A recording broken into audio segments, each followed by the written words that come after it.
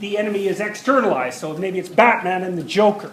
And the Joker's really a figure of chaotic evil, fundamentally. You know, in the best Batman movie, which was the one with the Joker, and it wasn't Jack Nicholson. Who played the Joker? Ledger. Yeah, Heath Ledger. You know, that was rough on old Heath, and no wonder, you know, because he embodied this archetypal character. And that Joker was so much of an adversary that he didn't even want to win. Right? You can understand adversaries that want to win. It's adversaries that want to make everyone lose that are really hard to understand, and that's part of what made that movie, you know, relatively striking and memorable, and he really embodied that character well. And so, here's two sets of characters that make up stories. Hero and adversary. Okay? So, and you can understand that at multiple levels simultaneously. Here's another set of characters. Now,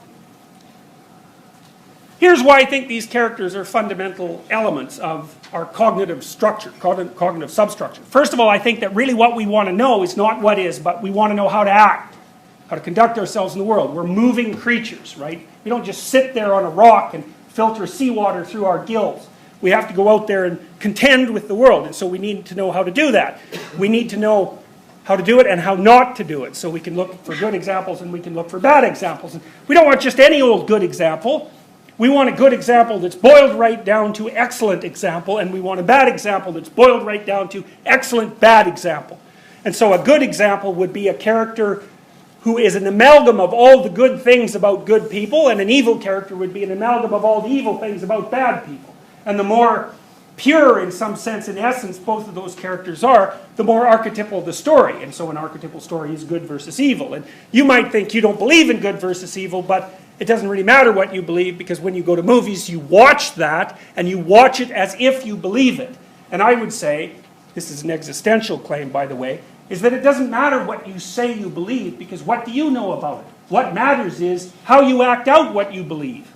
And if you really want to find out what you believe, you don't ask yourself what you believe. You watch yourself act, and you deduce from that what you believe. And so, if you don't believe, for example, in a good versus evil archetypal struggle, then what are you doing watching Star Wars, for example? Okay, because obviously that's an archetypal story, just like Harry Potter is an archetypal story, and both of those are archetypal stories about good versus evil. Okay, next set of categories. So imagine that we've been living in familial groups for who knows how long. Let's say 3 million years, just for the sake of argument. We were living in tribal groups way, way longer than that. You know, if you think about a tribal group as something that might extend back farther than chimpanzees. We're living in dominance hierarchies for way longer than tribal groups. But the family group, you got to think we've been living in family groups for about as long as we've been extraordinarily dependent as infants, and as long as we've had really large brains. And so again, that's you can't draw a tight line, but because we've been getting bigger and bigger brains for quite a long time. But it's in the millions of years, let's say. And so, and the other thing that you might think about is that, you know, your cognitive apparatus, your perceptual apparatus, your emotional apparatus has originated within an environment, obviously. Now, we tend to think of the environment as the natural environment, and then we tend to think of the natural environment as like a forest. But the natural environment for primates, say, is only forest to some degree. I mean, first of all, we didn't just dwell in forests, because we were also veldt-dwelling creatures.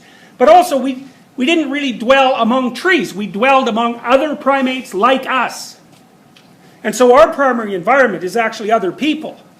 And then you might say, okay, what are the fundamental categories of the other people? Well, how about mother? That's a big one, because the probability that you had a mother is like, it's up there at about 100%.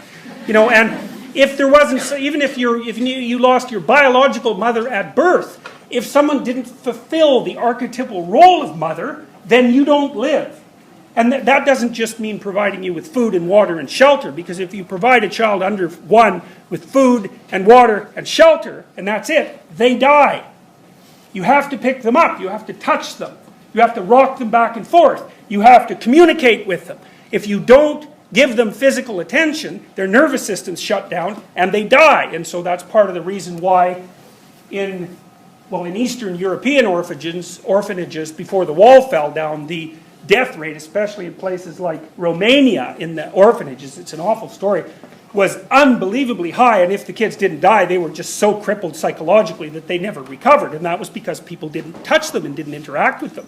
And so you need a creature playing out the archetypal role of mother to entice you into life. Otherwise, you just perish. So mother, that's a category, man. And then, well, father's a category too, and it's the same thing applies there. And even if you don't have a father, there's a male power structure around you, a dominance hierarchy, roughly speaking, that acts in the paternal role. And there's no getting away from that unless you don't live in a society, and then if you don't live in a society, then you just die, because you can't live by yourself. So father and mother are primary categories, and then there's the primary category of the individual. Because wherever you are, there you are. And that's been the case for every human being that's ever existed. So the fundamental categories are individual, mother, and father. Well, and there's another fundamental category, which we alluded to, which is horrible thing that lives at the bottom of a pit that will devour you. And that has a psychological reality and an objective reality. And that's, as I said, that's equivalent to the story of Jonah being gobbled up by the whale. You never learn something without having something small die. And sometimes you learn something and something big dies. And then, you put yourself back together and you pick up the pieces and you emerge unscathed, hopefully, and perhaps transformed, and you carry on. And so the human developmental story isn't an upward march in a linear manner, up an even slope. It's perhaps upwards and onwards, but it's like this. It's punctuated by catastrophes. Successfully make a passage from aimless and disobedient character to someone who was alive on shore and pursuing a particular path. It's the same motif. It's a very, very, very common motif. And the reason for that is that that's how people transform. They hit an obstacle of some sort that just blows them into pieces. They go down into the depths, into the abyss. And they live down there for a while, and it's not pleasant. And maybe they learn something while they're down there, if they're lucky, and they get back up. And that's the story of human development.